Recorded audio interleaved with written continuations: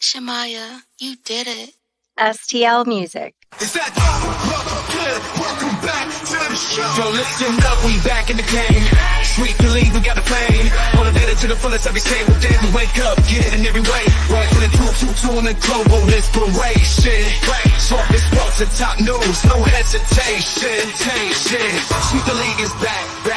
We always coming back, that's a fact. Wanna tell them that STL Music, mama, we did it, where we at? Coach Jill in the house with the flow so tight. Every rock stats we unite. Yeah, the best show, Monday through Friday. If this ain't different, they lying. We got the energy. When I say sweep, you say the league. Sweep the league, sweep the league, sweep the league, sweep the league. San Antonio, let's go. Sweep the league. Sweep the league. Sweep the league. San Antonio. Yeah, this for the family.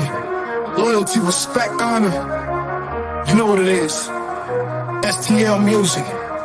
Let's get it. We the ones, never folded on ourselves, no bluffing. Legacy we building, man, this ain't up for discussion. They wanted us to quit, but we dug in deep. Motivated to the fullest, dreams ain't meant for sleep. On the grind 24/7, no time for rest. We making moves, calculated like a master chess.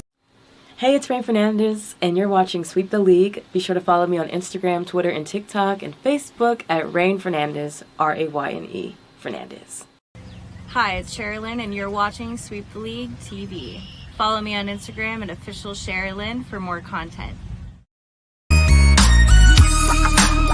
Hey, this is George Iceman Gervin, and you're listening to Sweep the League Radio.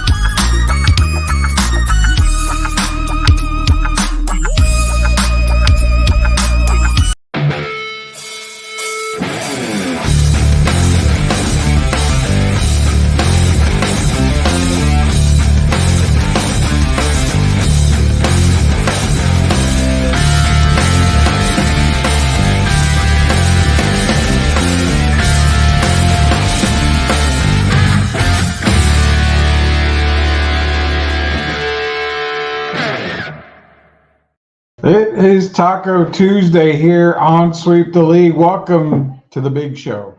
Rudy Campos Jr. going to be joined by Hall of Famer Derek Gervin, and the Love Boat Cruise man himself is back tonight. Coach Gio back from the cruise. We're going to see how that went for him.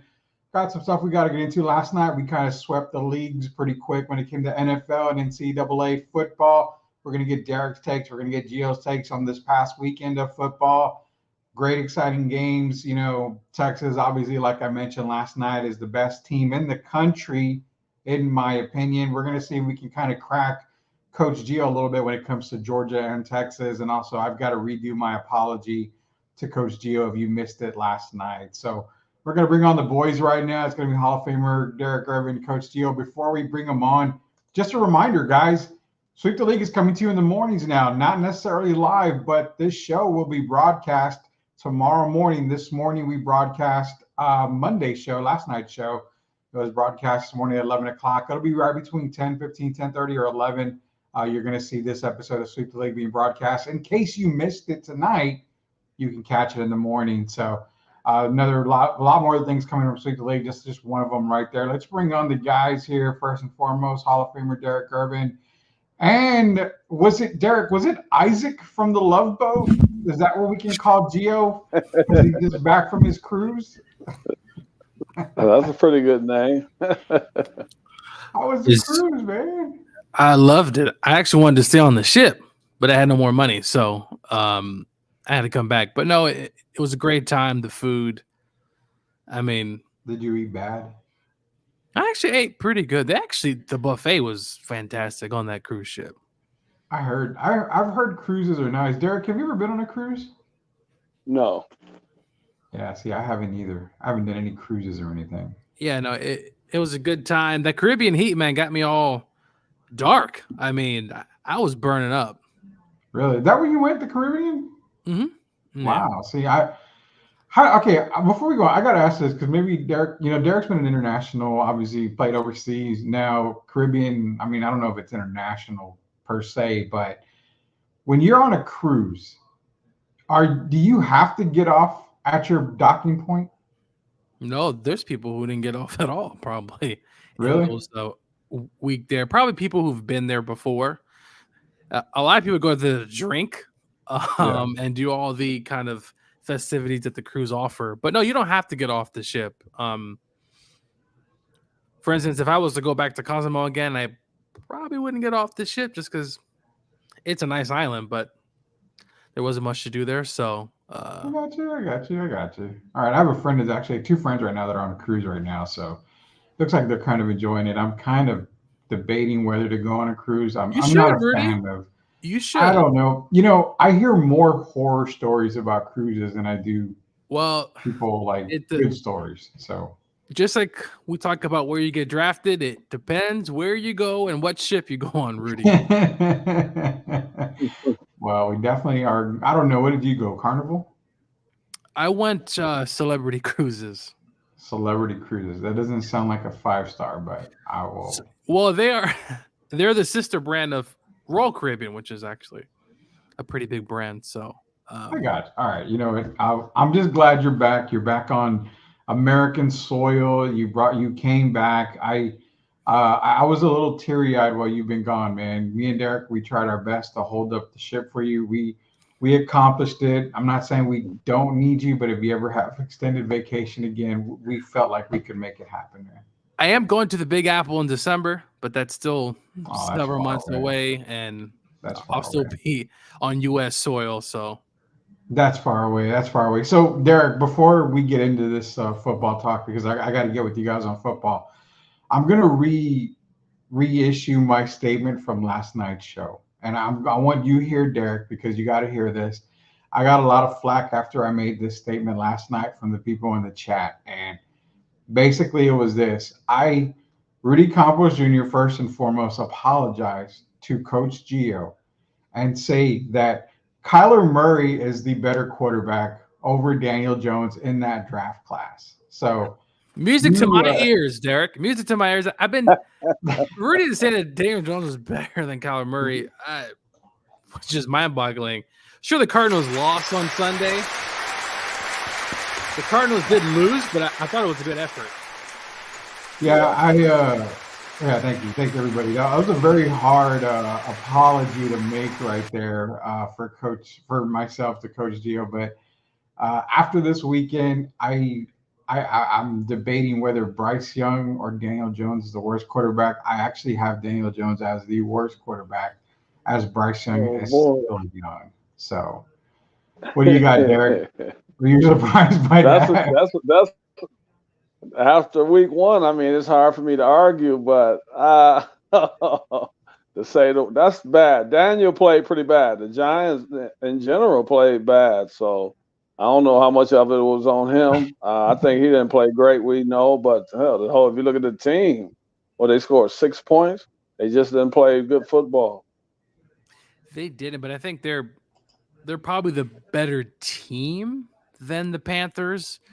What I saw on Sunday, or what I saw just bits and pieces, because I really didn't spend time on that game, was a pretty good beatdown. I mean, it was.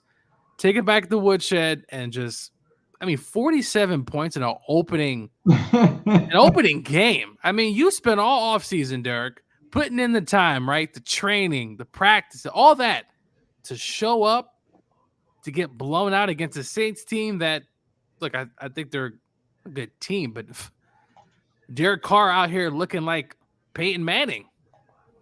Well, they were my best. They were my team of the week. The Saints were. And I'm only going to say new coach, though. Yeah, I mean, for me, the Saints were the team of the week for me because they looked pretty. Even though it was a bad Panther team, I will say they looked a lot better than I gave them credit. Put it that way.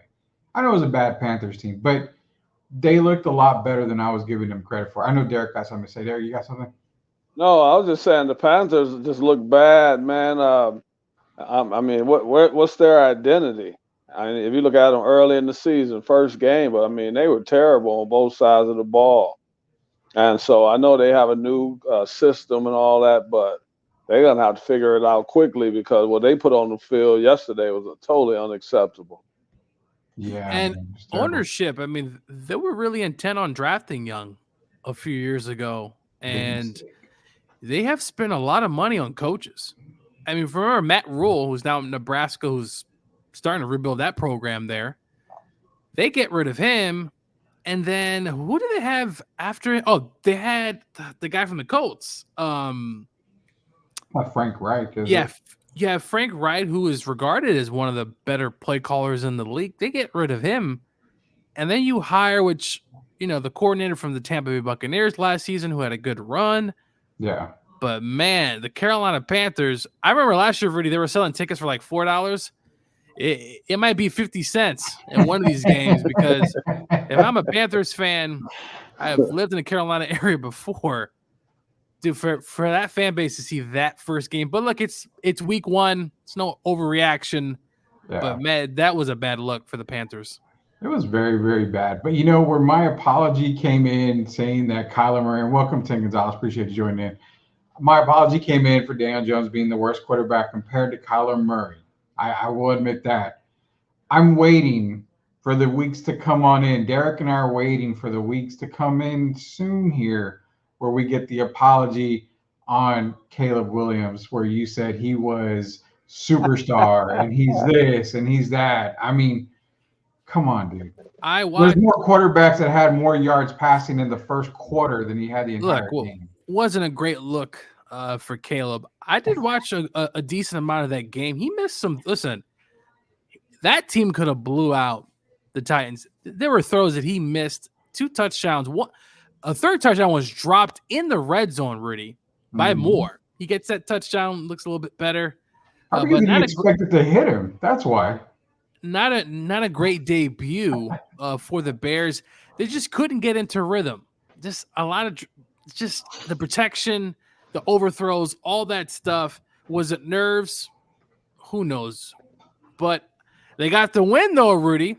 Well, no. The Bears defense got the win. Hey, he was part of that win. The Bears defense looked pretty good. Now, the Titans, Rudy, I think we can agree there's not much going on over there in Tennessee. But the Bears, they won. They got a big game coming up.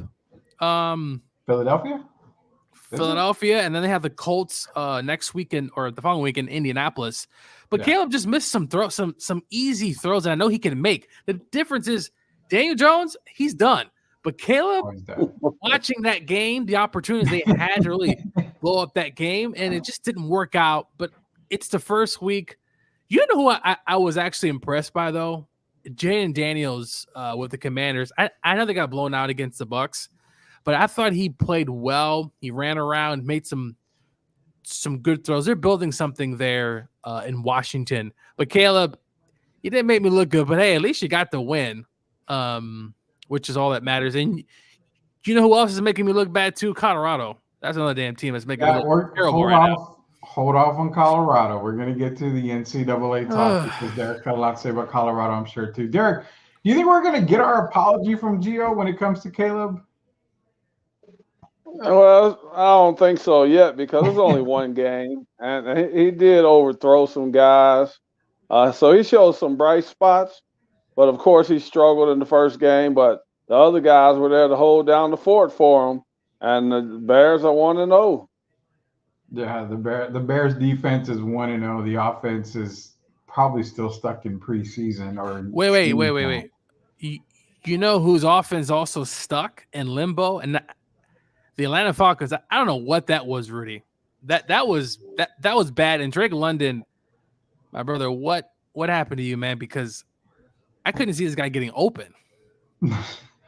Well, the only thing open in Atlanta this past weekend was the Chick-fil-A in the Mercedes-Benz Stadium. Because outside of that, hardly anybody was there. Drake London wasn't even open there. It's just bad, man. I'll say this about the Falcons. It was a tough matchup. Don't give me that. Steelers defense played very well. I thought the Falcons, again, out of rhythm like the Bears, just couldn't get things going. Kurt didn't look comfortable, Rudy. We're going to see the next – because, Rudy, if Kirk Cousins starts off, I mean terrible. I mean absolutely, terrible.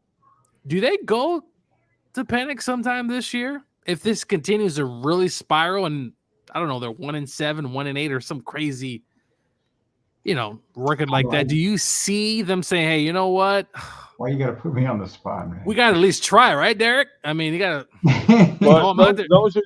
Don't you think with Kirk coming back, just being off because of the injury, don't you think it's going to take him and the team to kind of a minute to gel?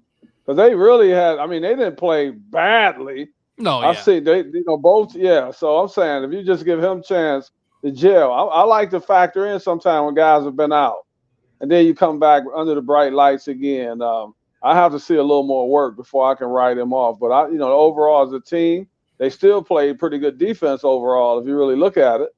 So they were in the ball game. But you gotta give Kurt a chance first, I think, before they even consider looking at Michael Penix. No, yeah, I completely agree. I'm talking a little bit towards, maybe the middle towards the end. But no, I agree. 7 game. I think he'll be fine. But it was, just kind of get back into the rhythm of things, and he didn't look like himself. I know he can play better. I mean, when Kurt's on fire, hey, he's on fire. When he's bad, Kurt, it's really bad.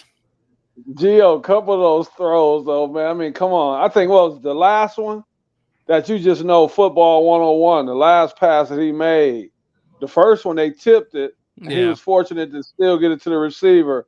But the last two, and the last one was just horrible, man. I mean, come on. You with the game basically on the line. You certain plays you just can't make when you're a veteran that's been playing that long. And so I'm gonna try to contribute it somewhat to him. Being out because of the injury, man, but the last 1 or 2 throws absolutely ridiculous, man, for a professional football quarterback. I'm expecting them to be 0-3, and because they're playing this week already. They've got Philly this week, then they got Kansas City. I'm expecting. Oh boy! So the Penix talk is this. I say Kirk needs to be no worse than 2-3 for the first 5, because after that it's New Orleans and Tampa Bay, both divisional games.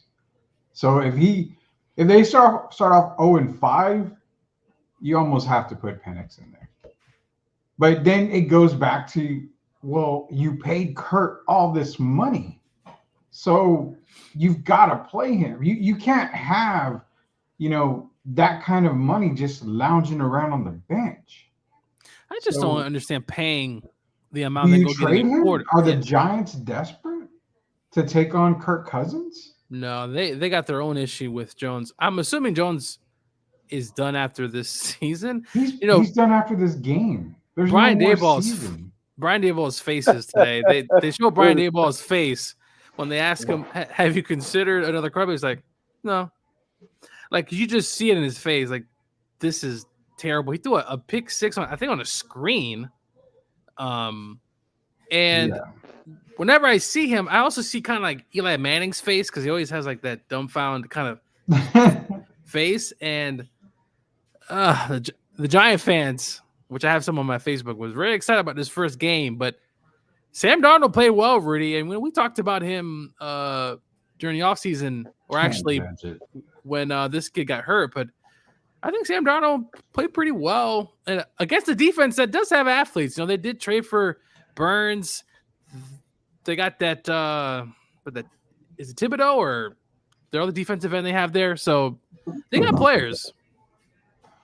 It's the Giants. I can't believe we're spending a lot of time on Vikings and Giants. Wait a minute, Rudy. Daniel Jones. Let's talk real quick about this other team that plays in New Jersey. Your Jets pick. It's one game. Don't give me the BS. It's one game. I'm just saying, Aaron, I don't know yet. We'll see. It's one game. No, it's one game against a team that was in the Super Bowl, but I don't know. I could say the same thing about your Rams. Hey, listen, with those injuries, the Rams still had a chance to actually win the game.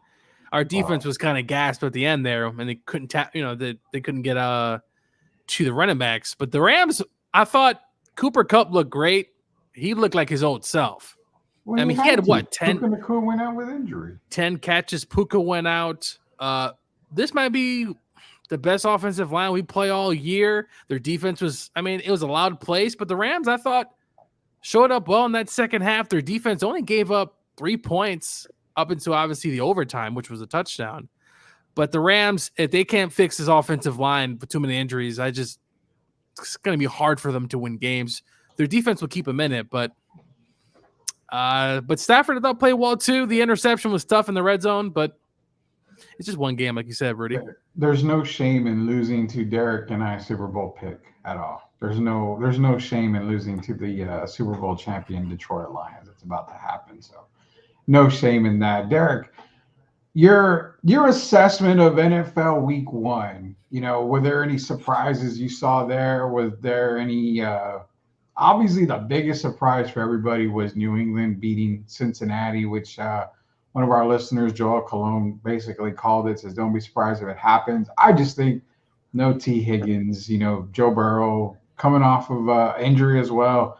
Jamar Chase, not knowing if he's going to play in game 1 and week 1. There's just so much uncertainty. It was basically setting up for Cincinnati to be on the upset alert this week. But your takeaways from NFL Week 1, what was surprises for you? So was there a team out there that just caught your eye? What were your takeaways from Week 1? Well, I thought it was a really good week. I mean, I'm so glad NFL is back. And it was exciting. When you got games that's going down to the wire, even like Gio brought up the Cardinals game, they were pretty much dominating that game if you really look at it most of the game. And then, of course, we got Mr. Josh Allen stepped up, and they needed him badly. And then they were fortunate to get the lead and take over the game. But so there were some good games. The Colts, Texans. I know the Colts tried to make a run at the end. They cut it down to 2 points. But to see C.J. Stroud come out and look like a leader first game of the season. It's things like that was exciting to me. The Chiefs over the Ravens again. Last year, the playoff 17-10. And then this year, 27-20. Same result. So we still get that question about Lamar. Is Lamar the James Harden of the NFL? So we got that.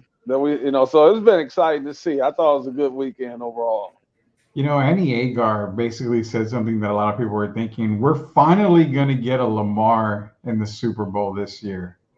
May not be Lamar Jackson, but we're getting Kendrick Lamar in a Super Bowl, so we can finally get Lamar into a Super Bowl, no doubt about it. But yeah, the biggest questions that I came away with, or the biggest surprise to me was, I liked the balance of New Orleans this past week. Again, I know it was against the Panthers, but I did like the balance I saw from New Orleans because you've got great games out of everybody on the Saints, defense and offense, but you didn't have a Chris Olave sighting. So to me, that's like, okay, you work in Chris Olave a little bit more. This Saints team has the potential to put up a good amount of points. They're not going to put up 47, but they have the potential to average right around that 24, maybe 27 points a game if they continue with the explosiveness. The Cardinals looked pretty damn good. I didn't expect them to look that good. I don't know if it was Buffalo looking bad. The Texans, they looked every bit of contenders that I thought they would. A little bit of rust on there. You saw the Colts making a comeback towards the end, like I said. I mean, the Colts, I still like them very, very much. I wasn't really impressed with the Dolphins. Of course, the Falcons, I'm just on the terrible bandwagon. One team I circled a lot was, and this was a team that one of us on the panel said was going to suck this year. But the Dallas Cowboys. I didn't say suck. I just said they wouldn't make the playoffs. You said 7 wins, bro. We got tape. You said 7 wins. I mean, it's only week 1. I mean, it is. Dallas can also be Dallas. They can be Dallas, but one of the better defenses in the league is with Cleveland. We can't argue with that fact. Last year, Cleveland was a really good defense. Again, Myles Garrett, they've got a defense there. We can't fault Cleveland on the offensive side. I mean, Deshaun Watson is not Houston Deshaun Watson, but the Cowboys, the boys, they looked balanced. They looked good.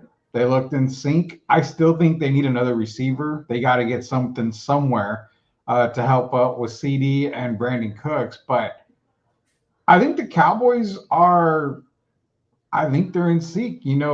Zeke Elliott, I'm not putting much into Zeke Elliott at all, but I mean, you saw some glimpses of old Zeke. I'm not saying I'm going to overhype him, but the Cowboys looked a lot better than I expected him to do. And, one other guy that I will mention is Jordan Love, that injury. I mean, we don't know if he's going to be ready for next week. I mean, there's a possibility he plays week 2, but if he sits out a good amount of games, that's going to really mix up a lot when it comes to the NFC North, because now you could see the Bears at number 2 if Jordan Love sits out. Could the Vikings potentially, get some wins while Jordan Love is out if he is out? How significant is that Jordan Love injury for NFC contenders, for the Packers? That's huge. Go ahead, Gio, but that's huge. No, yeah, that's a big blow. I mean, the Eagles. One thing about them, not necessarily surprised, but I did mention. Look, the coach got to balance out the personalities, find a way. I thought Saquon had a fantastic debut. Rudy played very well. Yeah, he did. He was catching, he was running. If he's playing like that the whole year, that's going to be a tough team to beat. I thought Cowboys played well. I'm not going to lie here. I thought Cleveland.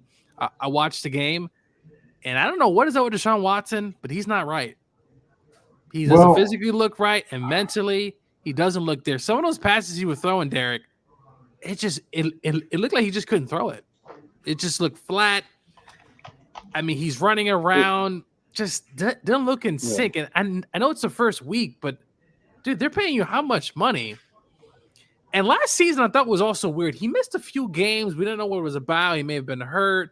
It was mental issues, whatever the case may be.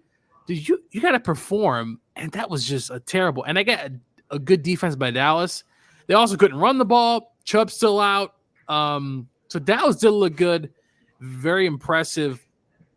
I'm worried about the Bengals because it just they look flat. And I'm gonna say this now: their coach, I think he's on the hot seat. If they don't make the playoffs, if they have a dismal another year like this, like they did last year, and I get that Joe was hurt, but I wouldn't be surprised if they get rid of. Now, this has been an organization who kept Marvin Lewis for like 30 years, so I guess it's possible Taylor can keep his job. But how about Joe Mixon, Rudy?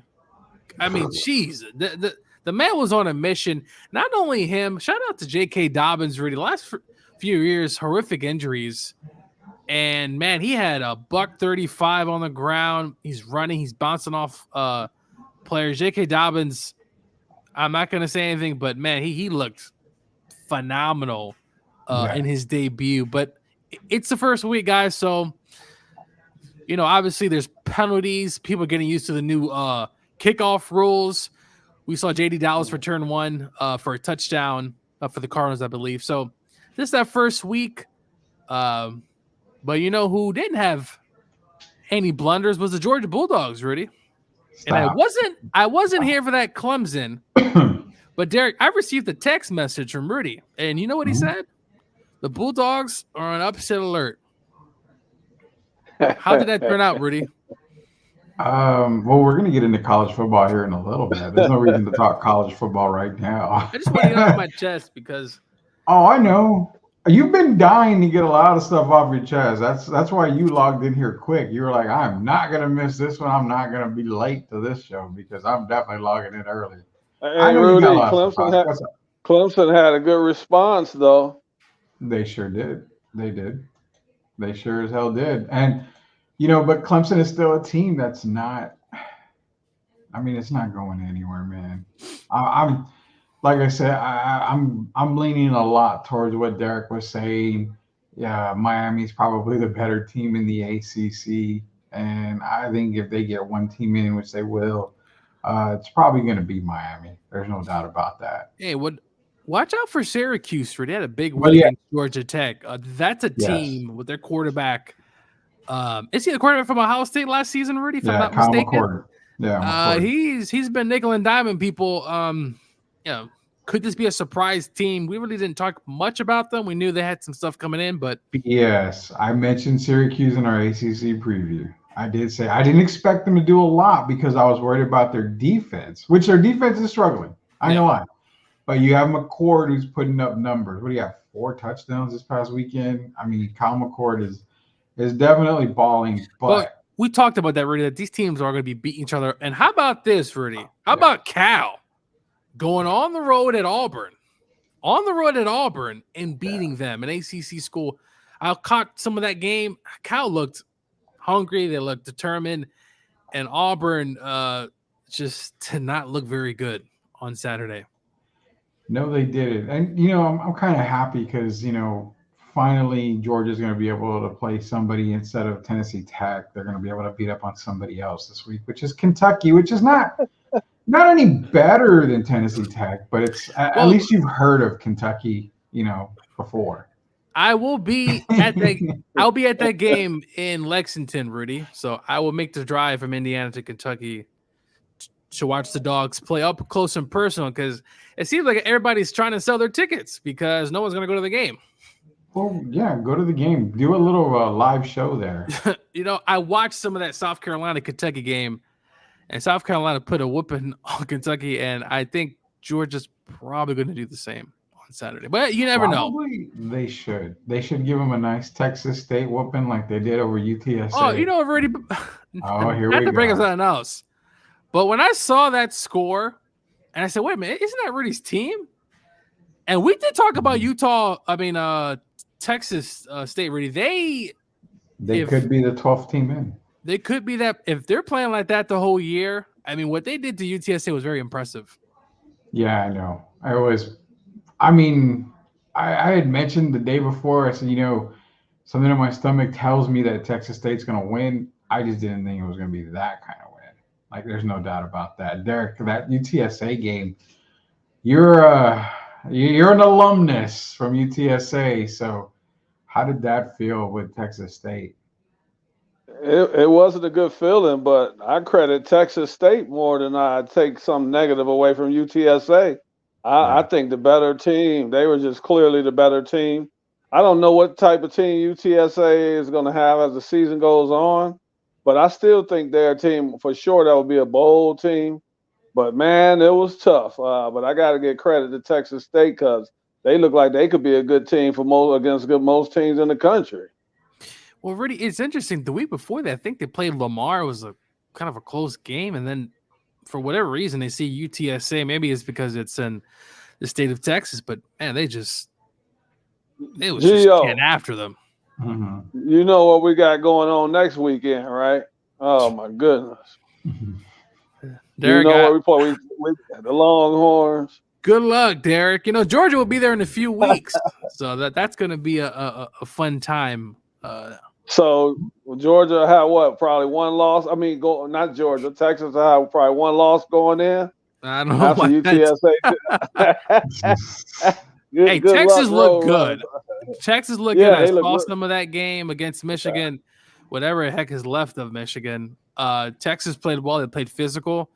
I think not to give away too much, but that Georgia-Texas game, I think it's going to come down to potentially who has the ball last and, penalties and which team is going to be more physical. I know Georgia's going to come in ready to go, but Texas, they took care of business against Michigan. Really no issues there. Texas is looking good. When we come back from commercial break, we're getting into NCAA football talk. We got lots to talk about. Stuff that I mentioned yesterday was, of course, I had UTSA as my 12th team in the college football playoffs. I figured the only loss they would need to get is Texas. But after losing to Texas State, they're pretty much out. I've got it down to 2 teams right now. Liberty went down, I think, to New Mexico this past weekend. So kind of moving Liberty out. State's another team to watch out for. But ultimately, when it's said and done, looking at the records, if Texas State beats Arizona State this coming Thursday, they could potentially go undefeated on the year, which have to give them major consideration because, again, Memphis still has to play UTSA. Might have a better Roadrunner squad by the time they play them. Memphis is playing Florida State this weekend. Memphis still has to play a Navy team. That's never, it's never easy with any of the Armed Force teams. So Memphis still has a pretty rough schedule ahead of them. Of the 2 or 3 teams, I'm going to throw Boise State in there. I still like Texas State, especially if they beat Arizona State pretty convincingly. I think Texas State should get the nod to get that final spot if they go undefeated. So we're going to get into that kind of talk as well. Also, we're going to get into more talk. The Longhorn Nation, you looked fantastic against Michigan. It was pretty much over, I think, from the beginning. There was no doubt about that. That was the statement win that Sark and the Horns needed going into the rest of the season. How's the SEC looking? The Miami Hurricanes, Derek's team. There's no stopping them from what I can tell. I'm convinced that Derek is completely correct when it came to the Miami Hurricanes, as Florida State is just terrible. Rudy, one thing I want to add about a team that we talked about in the Big Ten, Oregon, they have not looked particularly great. I mean, they beat Boise State. Rudy, I told you about Boise State. Yeah. That team had an opportunity, and then a week before, they beat Idaho only by 10 points. Oregon's terrible this year. I don't know, but you know who's not going to be terrible? Shout out to my Indiana Hoosiers, who scored 77 points. I'm telling you right now, Rudy, Indiana, I think they're going to make a bowl game, and they're going to beat someone. I'm not saying they're going to beat Michigan, Derek. I'm not saying that.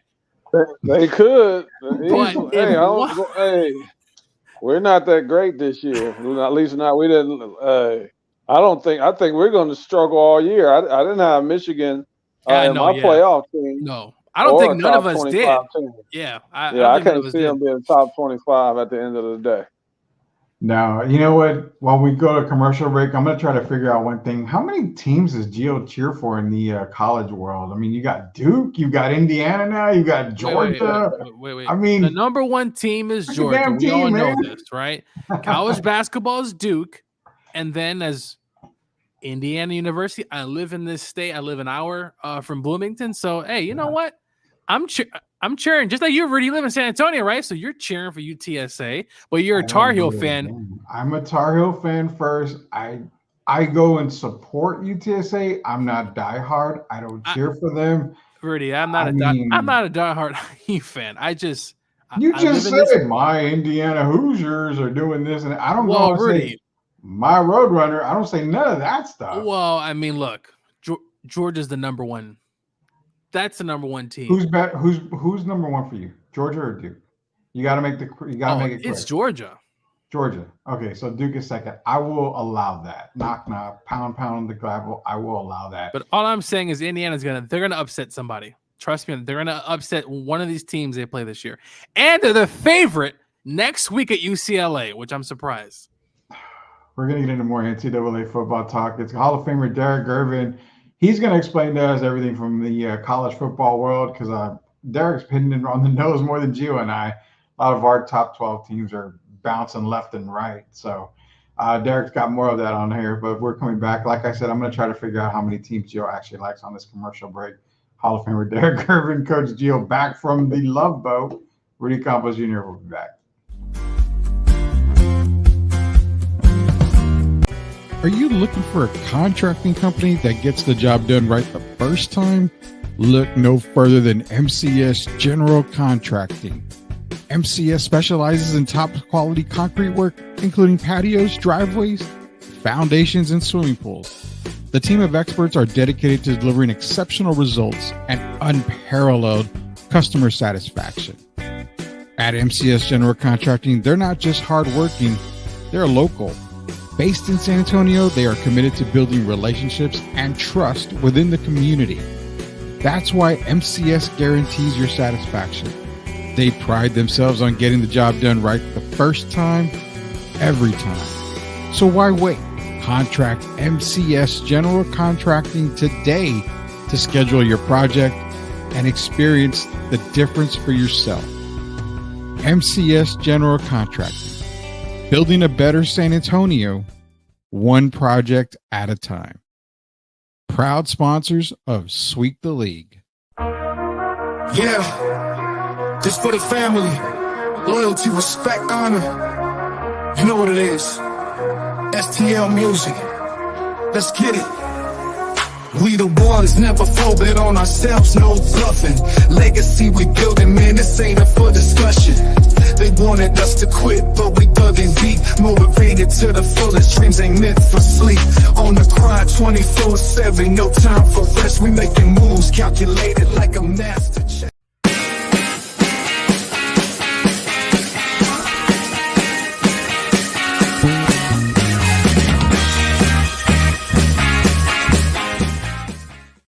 All right, welcome back to Sweep the League. Hall of Famer Derek Gervin, Coach Gio is back. Rudy Campos Jr., Family, the album, the collaboration between SOTV and STL Music is getting released October 1st. Be on the lookout for it. Download it wherever you can download music. It's going to be all over the place. It's the album, the first album to come out. It's called Family. I'm sure you guys are going to enjoy it. I've already previewed it. I'm going to send these guys the links too so they can preview it as well. So again, shout out to SOTV, STL Music. Our first album is dropping October 1st. This segment is brought to you by MCS General Contracting, the best contractors in the business. Give Chris Leha, the boys, a call. It's weird. We were at 400 subscribers. Now we're at 396. We lost a couple. I think YouTube saw that some of these people were fake or bots or whatever. But got a promise here. If we get to 500 subscribers, MCS General Contracting is going to be giving away something.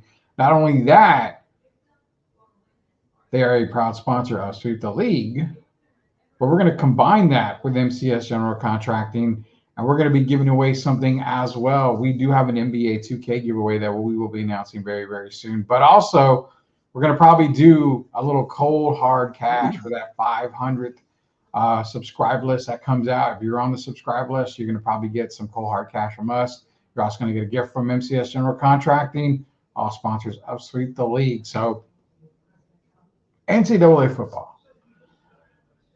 We're seeing, I'm just going to throw it out there, Gio. I know you won't like it, but we saw Texas jump Ohio State. Now they're number 2 in the rankings.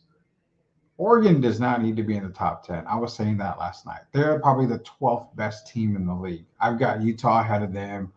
Let me get the rankings first real quick because I was looking at it yesterday. But Oregon at 9. I definitely put Miami, USC, and Utah ahead of Oregon. I can do that all day.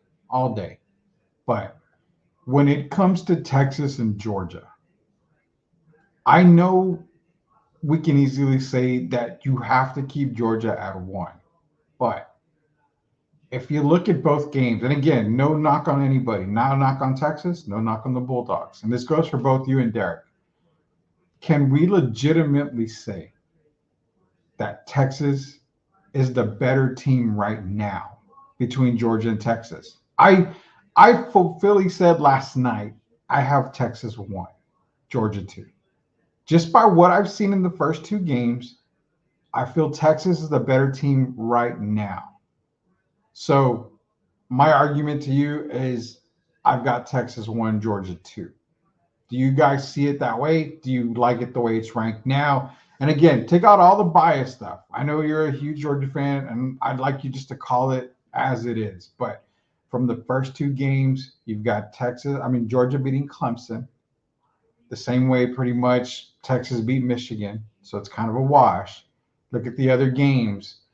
Texas dismantled Colorado State. Same thing with Georgia. But who's looked better? I think personally Texas has looked better on both sides of the ball. Just a bit more dominant than what I've seen from Georgia. That's just my opinion on that. Go ahead, Derek. I think Texas is the best team in the country right now. I know it's kind of like you put the 3 teams in a hat. Texas, you got Ohio State, and you got Georgia.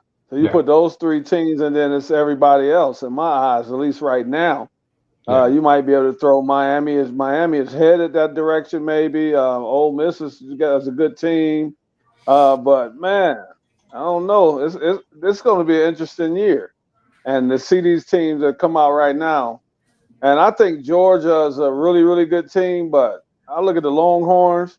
I don't think Michigan is necessarily played bad, I just think they were kind of in over their heads. And I think Texas has weapons at every position. You look at defensively, they're a very good team, and you saw them kind of tighten the screws as the game went on. But I like Texas, and for me, I think we talked about national champion. I think right now they look like, without question, one of the better teams in the country.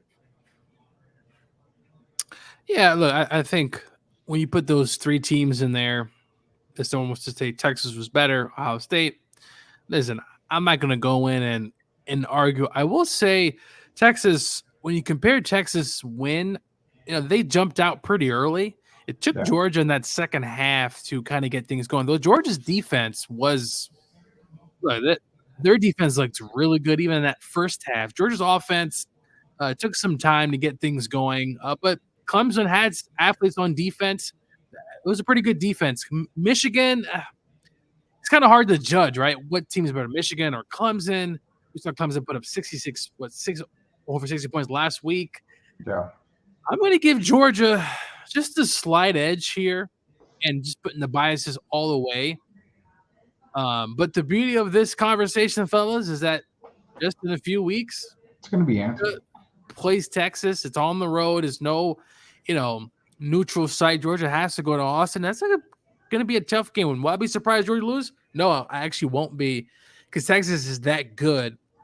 And what they did to Michigan, especially that first half, and Michigan couldn't really do much. It was just Texas imposing their will. Michigan got some other things they also got to worry about as well with the coach stuff. But right now, I'm going to give Georgia the slight edge, simply because I think Carson Beck, in that win, didn't even play particularly well at all, and they still won by that large of a margin. And Georgia at times could take a little bit to get going. We'll see what they do this weekend against Kentucky. But right now, to me, it's neck and neck, and will not be surprised if Texas beats them in a few weeks, because this whole kind of expanded playoffs now it's kind of the war of attrition, right? Who's the healthiest, Derek, at that time of the year? Right. Because if Texas runs the show, but the last two games they get beat up, and then what happens if Texas plays a team like, I don't know, Kansas, who might be red hot coming into that season? This is the beauty of a 12-team playoffs. It's going to be kind of like March Madness, Rudy. It's going to be hectic. You're probably going to get an upset or two in those playoffs. But right now, I think it's Georgia's slight edge, but Texas is right. I mean, they're literally just right there.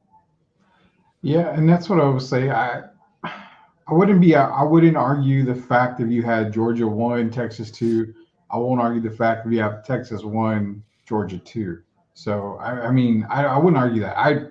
I consider just Texas the better team right now, but it could all change in a couple of weeks. I mean, you could see Texas struggle against UTSA, Georgia just blow out Kentucky, and then it's like, okay, well, Georgia's the better team. It's going to change from week to week until they play each other. But I'm going to make a bold statement here. I'm going to make a controversial statement here. So let's see if you guys agree or disagree with it. But Alabama's a fraud right now, in my opinion. They're number 4 in the country.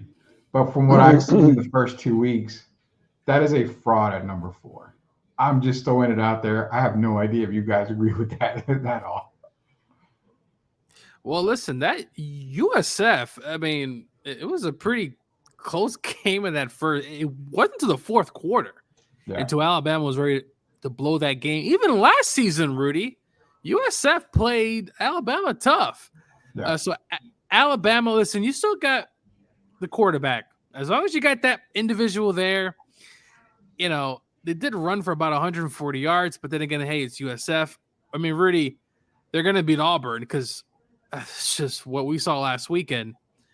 I think Alabama could be a sleeping giant, but right now I would agree, probably slightly overrated from what I saw against USF, but that's a program that has the talent, they have the players, and if they get hot, that could be a team that kind of ruins it for the SEC. But I think right now Bama's kind of sleeping there. They're beating the teams, but I wouldn't count them out. And yes, St. Nick isn't there, right, Derek? He's retired. He's working on College game day.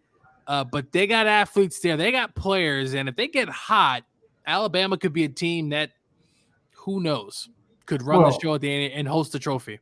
Well, there's no reason why Bama should be ranked higher than Ole Miss, Missouri, or even Tennessee right now, Gio. Alabama in the top 5.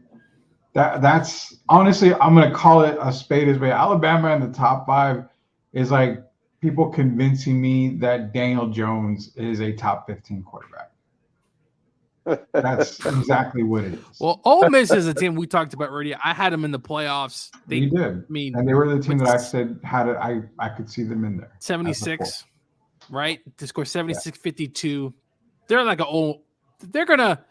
their schedule is a very light schedule compared to these other teams. Though they do got to play Oklahoma. Yeah, they do. And Derek, Miami. Now, I to Tim's point, Miami said that Texas and Miami are the 2 best teams right now. I've seen a lot of people say Miami is a top 5 worthy team right now in the NCAA. I've seen it being posted. I've seen a lot of people writing about it. I've done a little more research, and I will say this much about Miami. They're at number 10. I could easily have them in the top 7, top 6 probably. But you called the Miami Hurricanes probably being the best team in the ACC. There's really no doubt that they're going to be stopped. I mean, you're talking Cam Ward is playing ridiculous right now. The entire Miami Hurricanes, the U is back is what I'm basically saying. I don't know. Listen, as far as ACC goes, I'm not saying they're going to win national championship. It's funny because I lived in Florida, have a lot of friends saying the U's back and this and that. Be careful before you start patting yourself on the back. You know this, Derek. Start patting yourself too much. Listen, they got to go to Cal. And look, I know Cal isn't a world beater. They did beat Auburn. They still have to go to Georgia Tech, Syracuse. They got some tough games on their schedule. Can they ride the ship? I think they will, but I've heard the U's back so many times. But you know who's not back? Virginia Tech. Wasn't Tim saying that was the team to beat? I remember Tim saying that. Tim, and yeah, I was with you, but man, as funny as it sounds, I talked about Vanderbilt guys, and look, we saw Vanderbilt beat Virginia Tech. Yeah, he did. But going back to Derek with Miami, they're gonna be there at the end. I feel like they are. I mean, if you look at their schedule, Derek, it's Ball State, South Florida, who did give Alabama, all they could handle. But again, I think Miami's way better than South Florida. Virginia Tech, Cal, Louisville. They have Louisville, then they have Florida State back to back. So potentially, you're talking about Miami maybe having two games where it's a struggle. They still got to go to Syracuse at the end of the season. They still got to play at Georgia Tech. So there's some tough games in there. But when it's all said and done, Miami should be that team at the end for the ACC. That Florida State game is kind of makes me nervous because I hope people don't just start writing Florida State off because they got off to a rough start. That's the type of team I still expect to win a good number of games, and so I'm not going to go to sleep on them. Miami's going to have to keep that foot on the gas pedal. And right now they're off to a good start, but I still have some questions. If you look at them defensively, they're a team that I know that has a kind of high octane offense, but defense is still to be determined. So I think they got a good team, but you got some other ones, like you said, Ole Miss. I think both of those teams are better than Alabama at this point. So we'll see what happens. But they're going to the more notoriety you get, the more you got to make sure you show up every Saturday. And Miami might run into something like that. But they, of course, they got off to a great start. Well, you know who didn't show up? The Notre Dame. That's the team that didn't show up, Derek.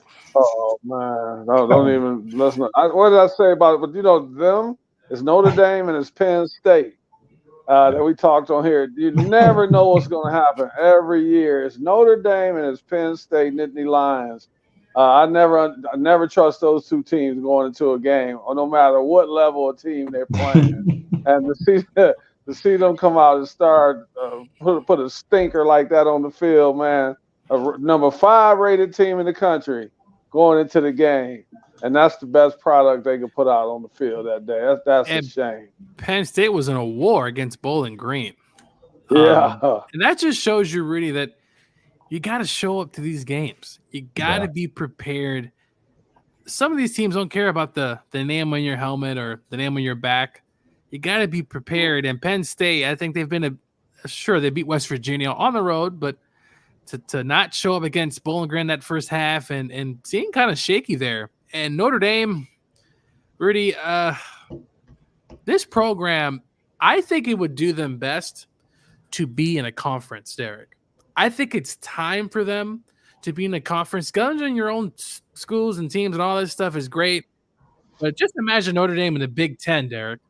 An actual brand. Yes, they have a huge brand, but I think it's time for them to be in a conference. I think it's time. Gio, when I played at UTSA, we talking 1984-85.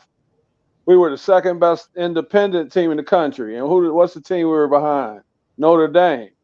So we talking all these years. I don't understand it, man. Maybe they've never really explained to us why they're not in the conference. And I'm with you 100%. I think it makes it interesting. It makes college football more interesting to have a team like that in a conference and see how they fare then, instead of just basically picking the teams they want to play. I want to see them have to play certain teams. Yeah, they got, without a doubt. They have the money. They have their own channel, Rudy. Basically, their games get broadcast on NBC. No one else, I believe, gets those games on those primetime, especially. And it's just, they recruit well, Rudy, but historically we realize they're always a step below. And yes, they have the brand, they have all that stuff that comes with Notre Dame. But I think it's time. Basketball, they're in the ACC, right, Rudy, if I'm not mistaken? Yeah, they're in the ACC in basketball. So football, it's time.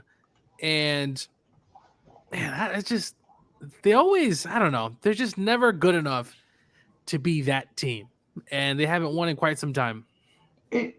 So I understand it. You know, Notre Dame wants to be independent, and then isn't there some kind of thing where they win 7 games, they get, you know, national championship, like they get noticed basically. I guess that's what it is. They only have to like 7. They think games. They're more famous than what they are, Rudy. I don't care a lick about Notre Dame football. I really don't. I mean, Notre Dame hasn't been. When was the last time they were relevant? I mean, Manti Te'o brought in relevancy because of what happened with him. I mean, then before they that went to the championship game, Rudy, and Alabama just destroyed them. Their best years were what? Joe Montana, maybe Rocket Ismail. I mean, go back to the Lou Holtz days. I got to go back when I was in middle school when Notre Dame was actually like, you know, big time notoriety type stuff, man. So, yeah. Hey, Rudy, what's up, bud? Let me ask you seriously. Gio made a good point. Don't you think if Notre Dame played in a conference and they're playing teams like that are very competitive, like they do in the SEC, ACC, don't you think that would harden their team up? Because it seemed like when they play against teams that are aggressive defensively and teams that really hit, it seems like then a lot of their weaknesses are exposed, and it's the same every year.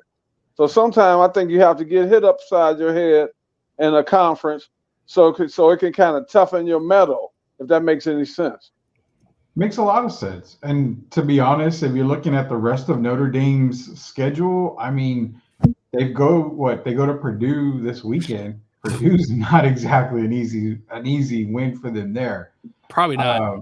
Yeah, they've got Louisville in a couple of weeks. They got Stanford right after that, Georgia Tech right after that, Navy, Florida State, Virginia, Army, USC.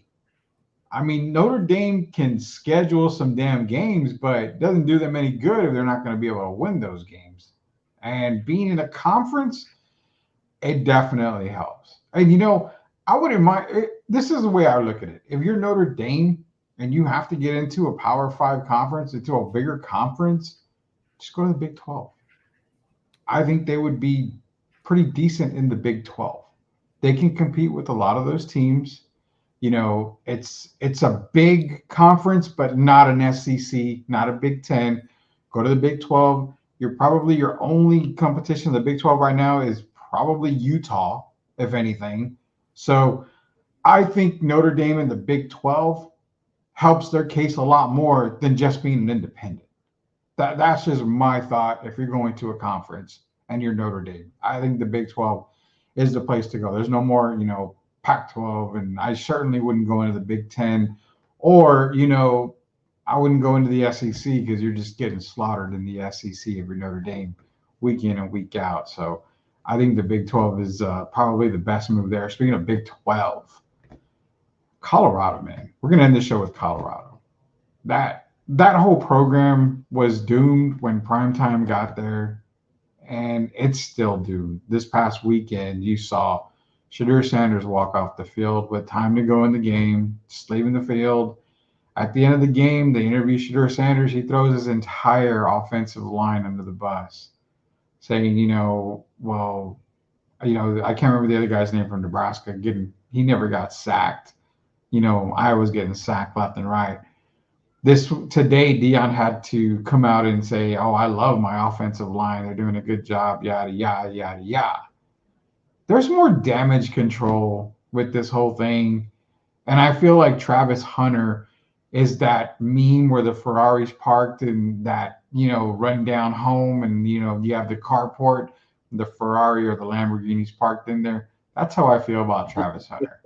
He's the Lamborghini parked in, the rundown home. And I feel bad for him. But at the same time, this entire program, Gio and Derek, it's in shambles, and they just got to get to the end of the year. They have to get to the end of the year because Shadeur's gone. Everybody's gone.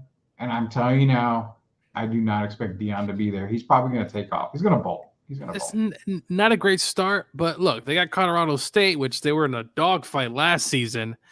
I'm not even confident they beat Colorado State. They got Baylor the week after. If they just go on a stretch of games, Kansas State is going to be a tough game at home, but I still think it's a season they can still salvage. They're 1-1.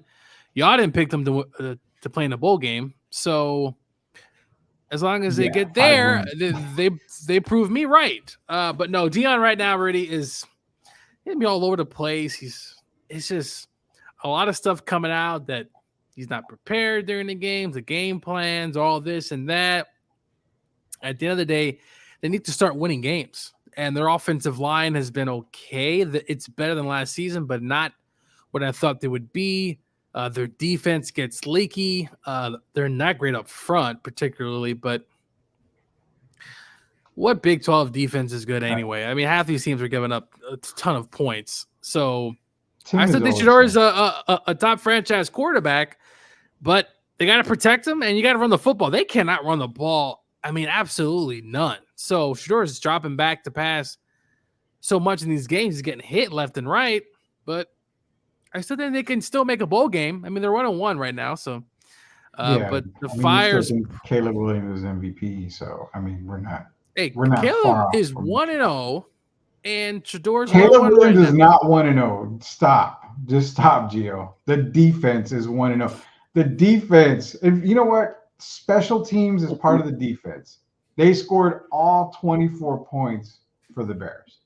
So. Well, the receiver dropped the touchdown. It would have been more points, but I would drop a touchdown if I didn't expect the ball to be there on time. So, I mean, yeah. Look, I think Colorado can beat Cincinnati. They can beat Texas Tech. They can beat Colorado State, Baylor, UCF. I think they can beat some of these teams. They just got to come together, man. Forget the outside noise. All that stuff they're hearing, man, just play together as a team. I think they have an opportunity here, but man, like it's just every day there's a new report. Gio, how many points they give up in the second half, though? Yeah. So if you're a coach, you're encouraged, right? That's what I'm saying. They've put listen, I know the North Dakota State win wasn't against a team that's not a true power four now, I guess you could say, but their defense played well in the second half. They also played well in that second half. North Dakota State. There's something there, Derek. They just kind of put it all together, and just play football. Just get your There guys to say, hey, you go out there go. and just play, man. There you go. Forget about all this stuff. And I get it. It's Just play pretty distracting. football. Just play football. They got Warren Sapp on the D line. He's not playing, but he's coaching the D line. They got some stuff there. They just got to put it all together. Forget about all this noise crap. Just play, man. Hey, and that's their biggest problem, man. That's an excellent point there. That's, to me, for this whole show, that's the best thing that's been said. It look like it's like they act like they're out in Hollywood or something, Gio, like they playing for the Lakers or something like that. And I know it's a lot of expectations, and I know they get a lot of notoriety, but I'm like you. If they just focus on the task at hand and prepare themselves, even the first interception that Shedeur threw, you can't even explain plays like that. So if they just focus on football, man, I think they're not as bad as a team as I might have thought and some other people think. They just need to focus on the task at hand, and that's playing a game of football. If they do that, I think they'll be a better team immediately. Yeah, and also a lot of their offensive linemen, I don't know, it's just, as Derek said, as if they're in Hollywood. Dude, just block the guy in front of you. Just block the guy, the transfer they got. I don't know. It's just the mix of the team. They got something there. It's just the chemistry's off. It's just not working. Deion's got to figure this out because if not, like you said, he's probably going to be gone. And the Colorado, we could say, was a failure, but they are going to win more games than they did before Deion got there. So take it for what it's worth. Yeah, and the thing with Colorado, I mean, let me go back to the game real quick because you're saying Colorado State. I don't think they beat Colorado State. I really don't. I really, truly don't think they beat Colorado State. I got Colorado State they're winning there, but they beat Baylor. I'm gonna give you the benefit of the doubt. They beat Colorado State. They're 2-1. They go play against Baylor. Okay, I'll give them that, 3-1. UCF. They go to UCF. That is never a tough game. An easy game. So that can go either way. But I'll give you that one. Okay, 4-1. They go on a little streak. That streak stops. They go 4-2 because of Kansas State. They go 4-3 because they play Arizona. Then they play Cincinnati. They're going to lose either the Cincinnati or Texas Tech game. One of those games they're going to lose. So that is 5 wins total on the year because they're not beating Utah. They're not beating Kansas in Kansas. And they're not beating Oklahoma State to end the year. Didn't Texas Tech barely beat Abilene Christian? They did. That's what I'm saying. They're going to lose either to Texas Tech or to Cincinnati. One of those games. Even if they beat both, that's 6 wins on the season. The win-losses record was 5.5. Now UCF is bowl tough. eligible, and they're going to get a bowl game because who doesn't want to pay to see Colorado and Deion Sanders? I mean, it's for that. UCF's a tough matchup because I think Gus Malzahn, the offense is pretty good. We've seen it the last 2 weeks. They're going to have to beat someone, Rudy, that they're not supposed to. They're going to have to win the games they're supposed to, and somehow, some way, they're going to have to beat a team. Could they? I don't think they could beat Kansas. Arizona's tough. They got a tough schedule. I mean, just in general. But could they beat Oklahoma State at home? No. Just no. Oklahoma State always tends to lose to someone they're not supposed to lose to. So, yeah. Gio, Rudy. Yo, is Travis Hunter the best player in the country? Yes. Yeah. Yes. The best athlete in the country. Yes, he's the best athlete. It's him, and I don't really know anybody else. I would take Travis Hunter over everybody right now as far as the best player, best athlete. Yeah, it's Travis Hunter for me. There's no doubt about that. Could you imagine him on a better offense, a Georgia Bulldogs team, a Longhorns team? This kid would be. Can't even say superstar, Derek. I mean, this kid would be Heisman candidate on another team. On one of the better teams, Travis Hunter will be talked about win the Heisman candidacy easily as a Heisman candidate. There's no doubt about that. What do you think on that, Derek? What do you feel the same way about Travis Hunter? Any team, basically any team that you put on in college that has a name at all, and you put him on the team, they become a better team. And you put him on a team like a Georgia, a Texas, I was just about to say this, Michigan. Derek. Oh man! If he was at Georgia last season, Georgia probably beats Alabama. He's better than Marvin Harrison to me, and I'm talking about just as a receiver. I'm not even talking about on the other side of the ball. I think he has a higher ceiling than Marvin Harrison Jr. No doubt about that. He's special, but the question is, Derek, what is he playing in the NFL? Because as a corner, he would be a 6'1", 6'2" corner. Derek asked me Gio, he's so good on both sides of the ball. I know he's going to have to make a choice eventually, and I'm sure it's probably going to be on offense. But, man, if you look at him in college, just going by the level of teams he's playing, man, on both sides of the ball, the guy's he's spectacular. So I'm hoping he ends up as a receiver because if you, like I said, if you put him on any team, man, they become, I don't care what team in the country you put him on, they become a better team immediately. And they got to continue to find ways to get him the ball. They just got to play it. As I told Derek, the team's got to play. Hunter's going to play, but you just got to play the game and just play with your athletes. They had so many transfers, Derek. They got athletes there. It's just I know, man. It's not gelling right now. Is it Deion though? Is the focus on too much of, like you said, the other stuff? And every week we look around, Deion's got a new commercial. He's on a commercial with Saban. He's doing this. He's doing that. And I think it filters down to the other guys, man, because sometimes you can start being envious and you kind of, see yourself wanting to get to that kind of lifestyle. And it could take your focus away from the actual games. And then you see last week when they beat North Dakota State, they had the big concert in the locker room after the game for beating North Dakota State, stuff like that, man. I think sometimes you can kind of get away from being the on point, and I think that's where they are. And it's that because I just think Deion, listen, he's a lightning rod. He brings attention, but on the coaching side, the managing of the team probably leaves some room to be desired. And listen, I'm not saying I know it all, but if Kirby Smart was the coach, Derek, I think this team would definitely be better. Much more disciplined team. I think much more disciplined team. And Kirby, I'm not sure if y'all heard his kind of historical post-game, so he's just a team, but he's just a fiery dude. And I just don't think Deion, I don't know. It's just something's missing.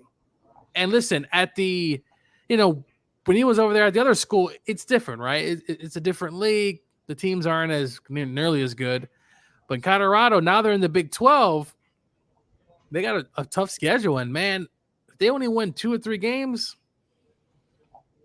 if I'm Colorado, maybe you say, you know what, this is probably not worth it.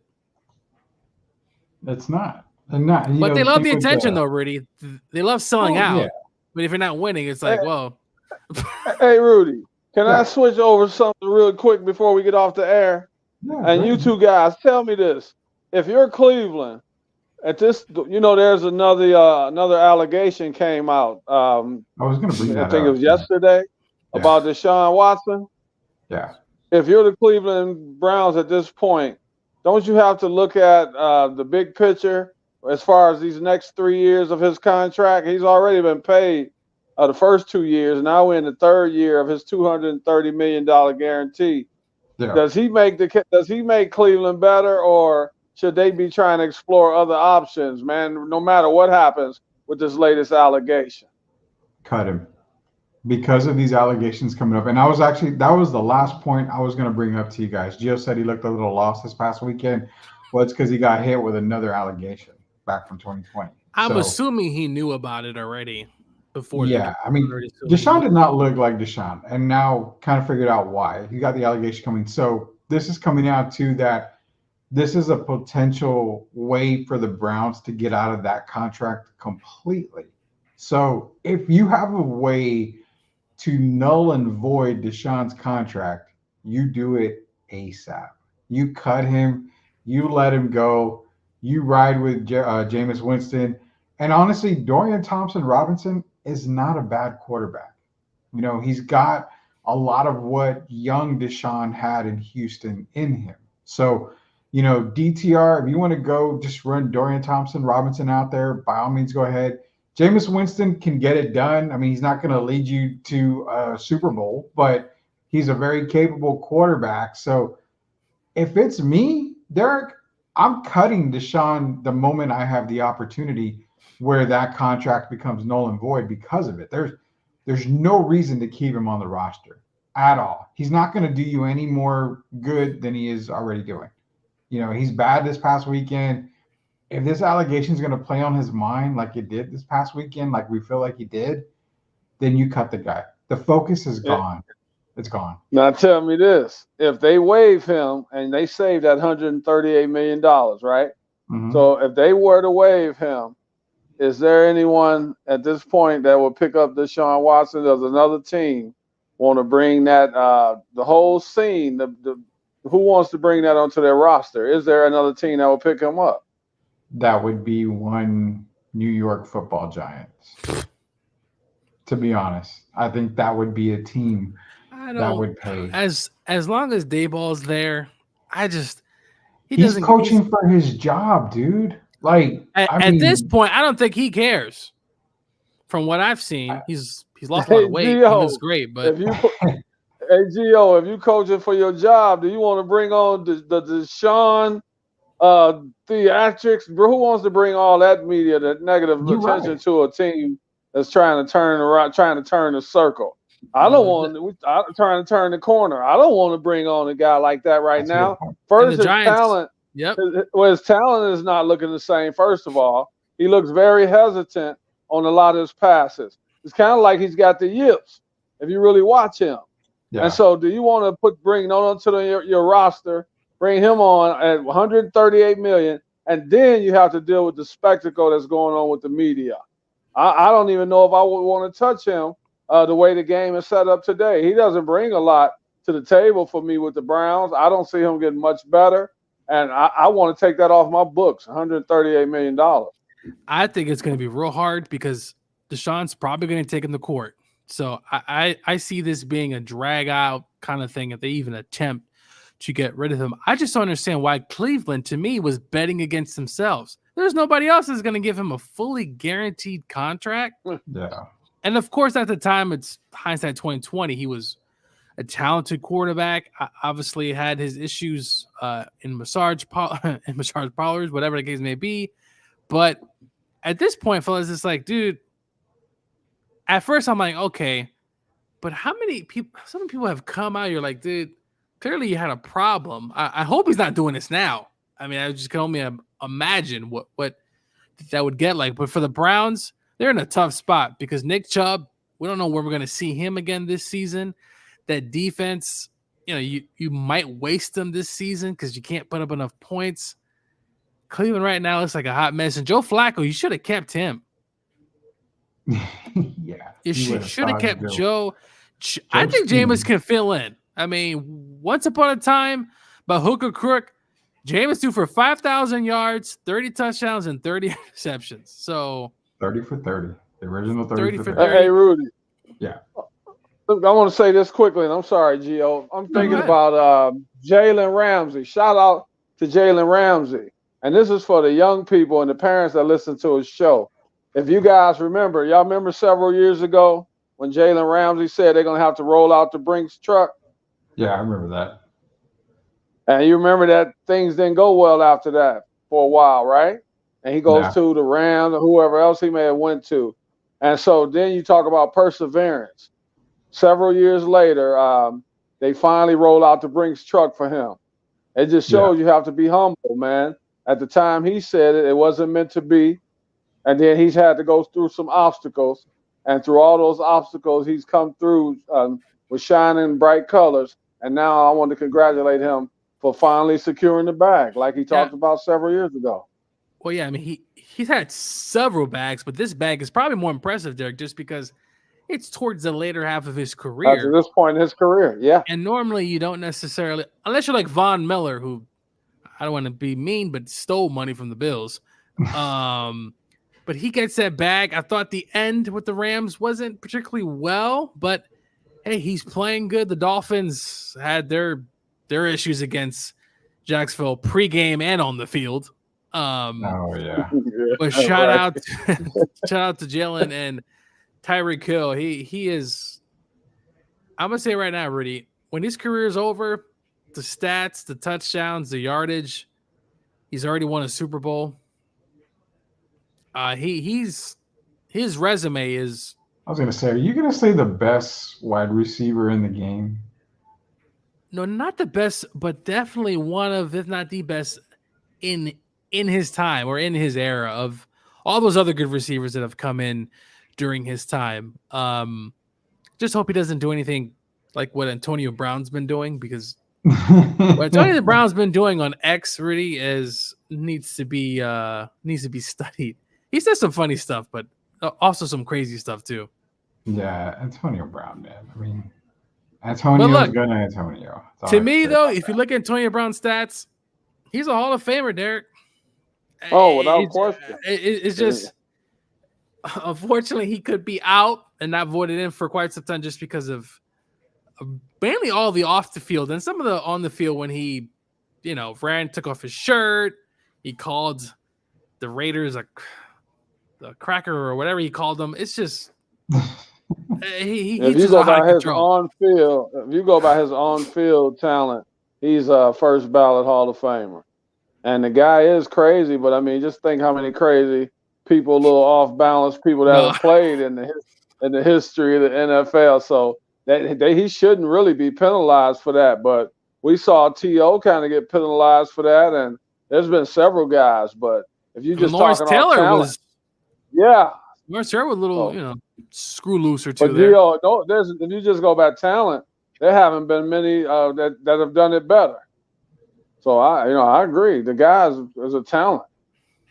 Yeah, I mean, Antonio Brown definitely is a Hall of Famer. There's no doubt about that. I mean, the numbers he put up. I mean, you can't argue that. It's just crazy.